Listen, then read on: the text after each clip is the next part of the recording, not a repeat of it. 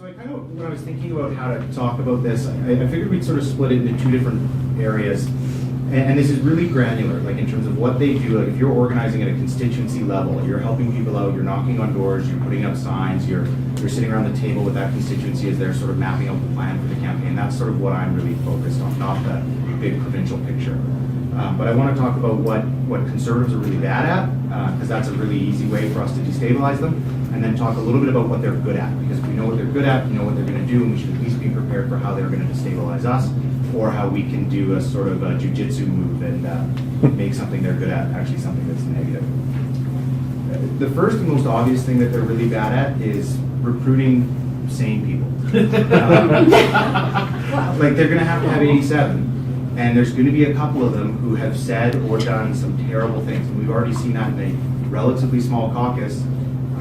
They raised the example of the House leader who fired that woman for bringing up sexual assault. So it's incumbent upon you guys as local organizers to do lots of research. Google the person you're running against.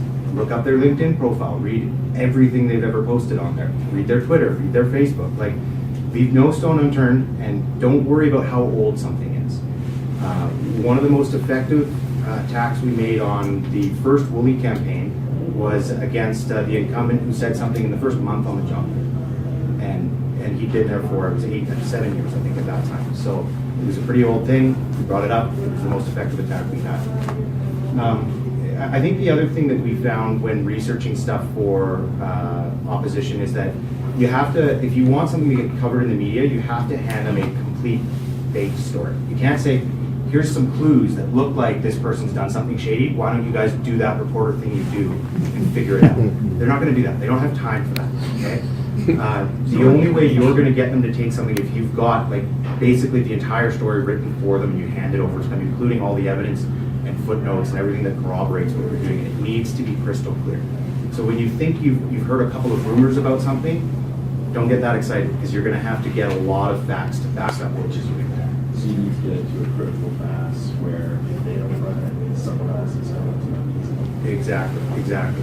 And one of the things that I found to be pretty effective in terms of getting a reporter's attention on stuff is using social media. Social media, especially Twitter, is filled with lots of reporters and lots of political mucky mucks. So you can send a press release out, but they get bombarded with these things. They're super busy, and they don't have enough time to read press releases. But if something starts catching fire on Twitter, they'll pay attention to that because they're on there, right? That's what they're checking while they're waiting for a media thing to start. So they're engaged on that platform. Use it to try and talk to them. I think one of the other things to keep in mind is once you have something where you think you've got them red-handed, it's important to control the flow of information. Okay, so rather than putting out a story that says here's something awful that someone's done, you can maybe ask them questions about whether or not they've done something awful like that. Get them to say, no, I haven't. I would never do something like that. And then you put out the information, right? That's obviously a lot more damning than just going straight forward with that. So try and be thoughtful about how you let this stuff come out if you've got enough of a clear-cut case to do that. Does that kind of make sense? One of the things Conservatives are really good at is weaponized polls. Zane sort of talked about it. I don't want to go into it too much, but the thing you need to remember on your local campaign, there's going to be a poll that's going to come out that's going to show you guys is horribly way off in the distance, and it's not going to be accurate. So don't freak out. Just know that this is coming, know that it's not right, and carry on with your day, okay? One of the other things Conservatives are really good at the local level is organizing their sign teams. So they'll do a better job than you at having public sign locations covered. They are really good at, or maybe good's not the right term, but I've noticed lots of Conservative campaigns will use other people's lists to put up signs. And they put a letter in the mailbox that says, you know, from such and such campaign, thanks so much for your support. If this sign was put up in error, please let us know. And they're doing that on the assumption that 9 out of 10 of the other guys' supporters are actually our supporters. So they'll take a federal list and use it provincially, or they'll take a provincial list and use it municipally. And they'll just assume that a conservative is a conservative is a conservative, and that the apology letter covers their butts. So they're going to have way more signs than you from the get-go, and they're going to do a way better job putting them up on public property. This is going to be compounded by the fact that a lot of your signs are going to go missing. And I'm not suggesting that that's necessarily organized by campaigns, but every single progressive campaign I've been involved in has lost piles and piles and piles of signs, way more than the Conservatives do. And it's, whether it's overzealous volunteers or people who are just fired up about that campaign, that's something that's going to happen to you. So you need to put emphasis on your sign teams, and you need to be prepared to lose lots of them and to have lots of them vandalized. I actively saw just all that people putting signs up, actively kicking the other side of the full signs down. I took pictures of it. Yeah, that's a video opportunity there. Yeah, but I wasn't aware when I didn't condone it. I know, let's see, it's reimbursed the person or something. Yeah. Okay. So that's a perfect opportunity. You've got evidence of them doing something wrong. I would float the notion on Twitter. I think they're tearing down our signs. Get them to deny it, and then put the evidence out that they're doing it. Okay. The other thing that you need to be ready for is a lot of vandalism of your signs. I think this is going to be worse if you're a woman, if you're a person of color, or if you're LGBTQ2, or any combination of those three. It'll probably just get worse each category that you add. But be prepared for a lot of your signs to go missing and for it to be a constant battle to keep them up. Another thing that we found works really well to sort of counter their effective sign things are what we call key message signs. If you think about these as like the "I'm with stupid" t-shirts that have the arrow, you put up some sort of message that says doesn't support GSAs, or is gonna sell the hospital, or something like that, has an arrow on it. You put those up next to their signs, right? So you suddenly take this thing where they've got signs up on public property everywhere and it looks really good. Now every time someone drives by one of their signs, it actually looks kind of stupid. The other thing, if you start noticing signs are going missing in one area over and over and over again, I wouldn't recommend anyone ever stake out a location, because you might put a volunteer at risk of getting into a confrontation with someone. But you can get these like wildlife cameras. So you can find something that's a motion detector, put it in a hidden spot near one of your signs if it's on public property. And if you're lucky, you might catch someone banging down one of your signs. What do you do? Sorry, with the secondary signs? Are you not further entrenching the other side by? What do you mean? Well, I'm thinking that you got Joe Schmo at 121, Biscock Road, and he's a staunch fill in the blank. You put a secondary sign beside it, say, beside. Yeah. Sorry. I So the should approval clarify. for that You is. don't put those up on private property. That's just a public thing, right? Yeah. Okay. Because you're allowed to put up signs on. I'm thinking you're really going to annoy the hell out of the. Yeah, you He's really going to entrench, right? Yeah. On whatever. That would be really, really bad. Especially if the signs have to say who paid for them, so they would know right away that you've done something for them. Sorry. Just if I could add to the signs discussion. So when I ran in the last federal election, right, one of the ways that it was really appropriate for getting signs was when you went to a door, you asked how they got their sign of the opponent. And many were exactly what you said. In fact, they were given to an address, not to a home, right? And in many cases, the people had been there for 2 election cycles. They had never had someone at the door. No one had ever asked for a sign, but when the sign went up and they were new to our country, right? I mean, they weren't even voters yet, right? They had these signs and didn't know anything about them. Yeah. If So you're, it's interesting when you go to the door to have a conversation with somebody who has a sign. You never skip a door, yeah. and it's the candidate's job to go to that door. Especially if you're in an area that has a high degree of English as a second language or renters, you'll often find the landlords will put up signs on their property, which they're perfectly welcome to do, but the renters are allowed to put up their own signs. And then a lot of times you get people who are ESL who are just kind of answering the door and being polite and nodding a lot. And certainly last cycle with Woolley, we went into an area where like nobody knew what we were talking about at all. And they had signs all over their yards, and you just sort of would say a few things quickly and they would nod their heads yes. And so we knew that they were getting all these signs up by tricking people, basically. Sorry, you had your hand up. I was actually going to say something similar, like in the area where I live and surrounding areas, there's lots of new immigrants and people in those areas that can't vote or they're renting, and they often say we can't put up a sign because we rent this property. But the Conservatives have really done a good job of putting signs in all those houses, but people don't know that they can actually take them down and say we don't want that sign. So I think we never skip a house that has a Conservative sign in it because of that. Yeah. I don't know if I would never skip Conservative houses, but I would test them, right? So Yeah. in the first week or so, all the signs go up and you're in a neighborhood, there's lots. Go to a couple doors, and if what you find is that maybe something shady's going on and they're using a list or something like that, then keep going. But if you hit 10 signs in a row and every person tells you, get the fuck off the Yeah, exactly, yeah. start saving some time and move on. They seem to know where the housing, complexes, you might get 10 houses owned by Calgary Housing or something. They seem to know all those because that's where all their signs go up really quick. Yeah, and they know it because they've been writing this stuff down for 44 years. Yeah. And passing it on and passing it on and passing it on. And not just every time there's a provincial election, they've been doing it federally, back and forth the information goes. And we don't have that historical information, so we're at a huge disadvantage there. Another thing that I've found that really effective, I'll get to right after this, on the signs is if you get your signs up early, it gives you a sense that there's some momentum going. So I often put my signs up a week before you're allowed to, or the weekend before you're allowed to, right? It takes a while before anyone complains. If they're on private property, you're allowed to put them up 365 days a year, so there's no limit on when you put them up. So think about when the conventional time to put signs up would be, put yours up a week before that on private property. It makes it look like you're the only game in town. Okay, sorry. And what I've found from working on campaigns and putting up signs is it's all in how you ask for a sign. Because you can say something along the lines of, "Oh, can we put up a sign on your lawn for the election?"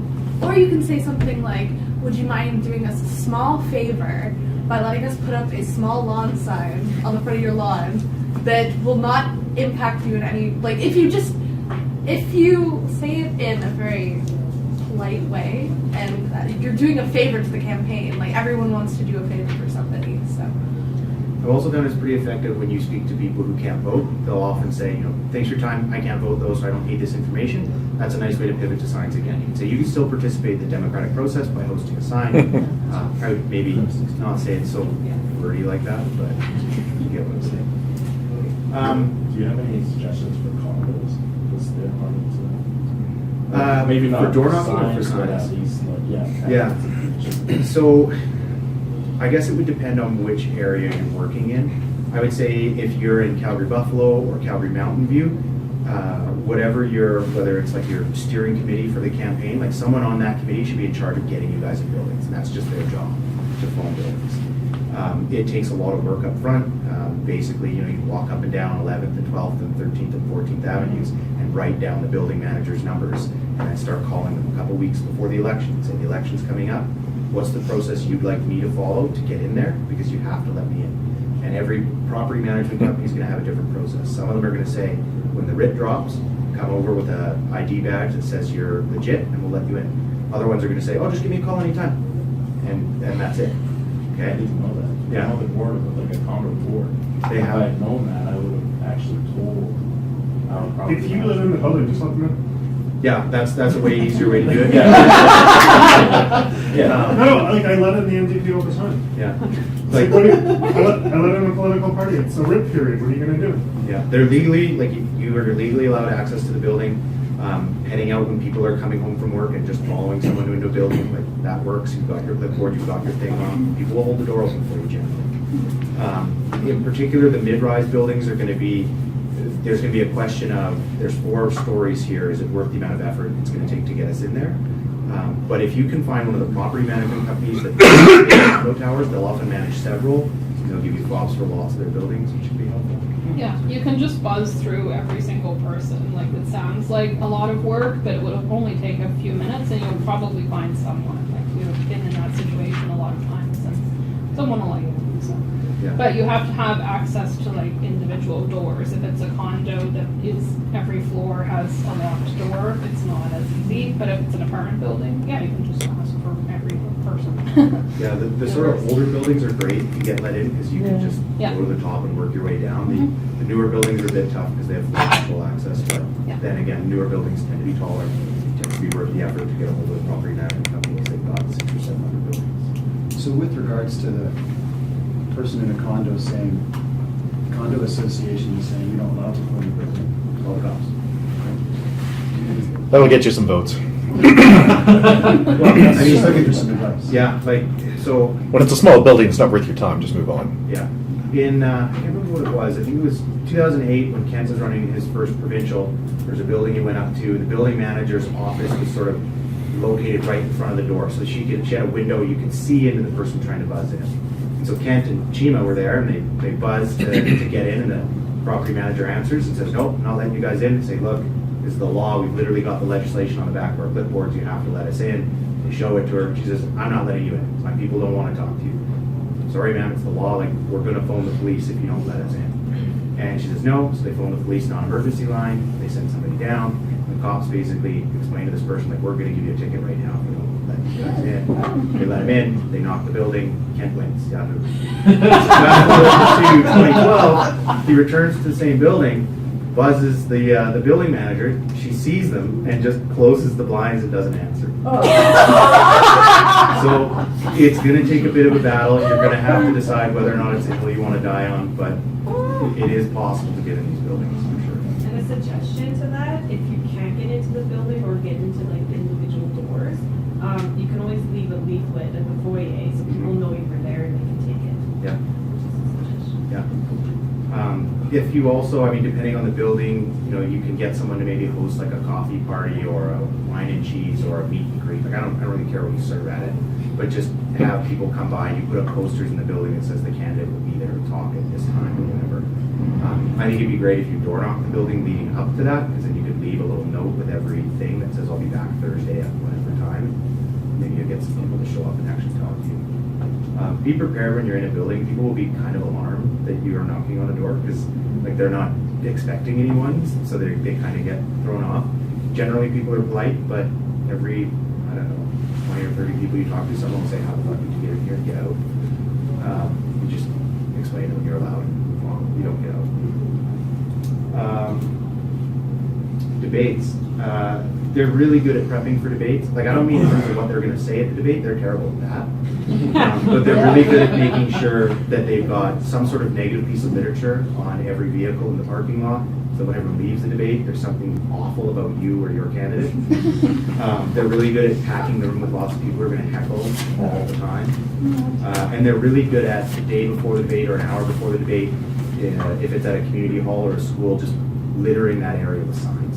So that when you pull in, they'll see signs everywhere. They'll often put them up on private property without permission, just for a day, thinking, you know, maybe that person's not home, we'll take them down, whatever, they won't notice. So just be ready for that sort of stuff. I would insist that I will not go to a debate ever with any of my candidates unless they agree to ground rules beforehand. So if someone calls you and says, we're hosting a debate, great, here are some ground rules that you have to abide by, we're not going to participate. You don't have to be a jerk about it. You can say, I've participated in lots of these. Here's some rules we found that make it a little bit easier for everyone to get along. And I'm not talking about tilting it in your direction, but you have rules like people aren't allowed to heckle. If you heckle, you will be asked to leave. People in the crowd shouldn't be wearing shirts that indicate who they're supporters of. We don't want people waving signs in the crowd. Just simple stuff like that to try and keep the room calm. Do you suggest the candidate to ask that or the constituents? The candidate. Yeah, whoever the candidate is or deputy or something. Yeah, that's pretty much all the stuff I wanted to cover. Does anyone else have questions or comments? Debates, because the one I went to, for example, there's the 5-minute speaking time on each question. What's the ideal time for progressive versus? Because I feel like the longer you talk, the better a progressive's argument gets, and the worse. Yeah. I mean, I think it would depend a little bit on who you're going to be debating and the relative strength of each candidate. But I think in general, if you think your candidate is smarter and knows their stuff, then agree to lots of debates and agree to lots of time in the debates for questions. And don't worry about stuff like whether or not the candidates can engage with each other afterwards, so rebuttals and things like that are fine. If your candidate's kind of new and they're a little bit shaky on some details, try and keep things short. I see, answer the individual care center, and I see that PCs go in very often. Alternatively, it's more associated with integration and so that's something to consider. Saying you're here because social expectations are. Yeah, it's a great point, actually. They're really good at getting to seniors' homes. So, you know, whatever your campaign is, try and map out where all the seniors' homes are. They're usually pretty good at letting you come in. They don't love the idea of you door knocking in the building, but they will let you come and have like a social. So you'll put up posters a week before that says so-and-so will be here at this time, this day, bring some coffee and some donuts. If you have anyone on your campaign team who can play the piano, That's it. Get them to come in, play a couple songs, people will just start gathering around, and then boom, bait and switch, it's politics time. And I think too, it's interesting if more senior people go out with candidates. I went out with Joe to several places, Yeah. seniors residents, because all the things they're gonna say, I can rebut, because I'm a senior too, so, yeah, I think it's really important. Yeah, it's not something that progressives tend to do well, because we don't tend to do as well with that demographic, so we just don't focus on them as much, but I think we need to try and fight them everywhere. So they send buses to these care centers, and so this is actually going to get a lot of people to vote. Yeah, I mean, we can be happy about the fact that we have an overwhelming majority of millennials who will support us, but the government is not gonna move heaven and earth to make sure they vote. They are gonna move heaven and earth to make sure every senior citizen votes. I mean, some of the big seniors buildings downtown will have polling stations in the building, so you don't even have to go outside. You don't have that at UC. But maybe you could. Maybe you could have it at That's true. Yeah, you could and should. How do we get more of the university crowd to vote? I think it comes down to making it a little bit easier for them, offering a compelling message, talking to them, and asking them to vote. If you try and do all of those things, you'll have better success. I'm a bit of a skeptic when it comes to university students, though. I don't tend to waste a lot of my time with them. I'd rather waste my time with people who are like 22 to 35, because they're going to get off their butts and vote.